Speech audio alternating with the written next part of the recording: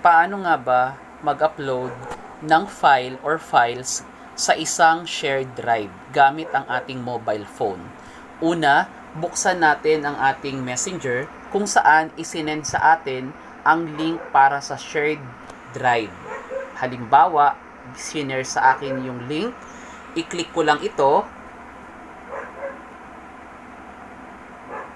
Okay, so mapapansin natin request access. Ibig sabihin, kailangan gumamit tayo ng tamang email address or Gmail account para ma-access natin yung shared drive. So sa case natin, kailangan nating baguhin to into our G Suite account.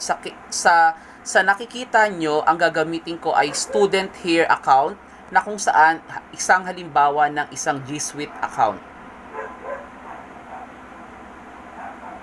Matapos nating piliin ang account na ito, i-click natin yung tatlong dots doon sa taas at hanapin natin or piliin natin ang open with. Saka natin ngayon piliin ang Chrome. Muli nating babaguhin ang naka-sign in dito doon sa sign in na ginamit natin sa unahan, which is the student here account. Ito yon.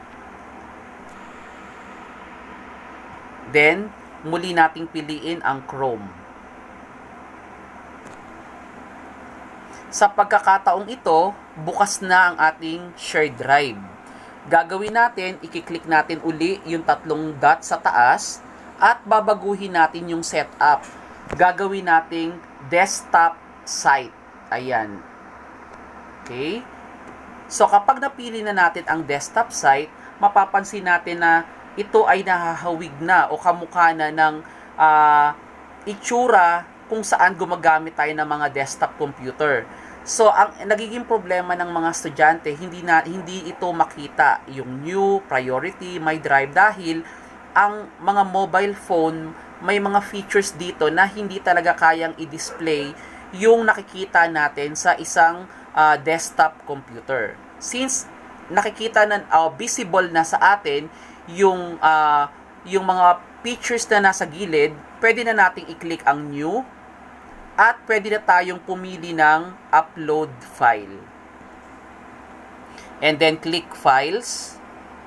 Then hanapin natin kung ano ang ilalagay natin. Halimbawa, maglalagay tayo ng isang file o isang image na lang. Halimbawa, ito yung September 27. Click lang natin yan.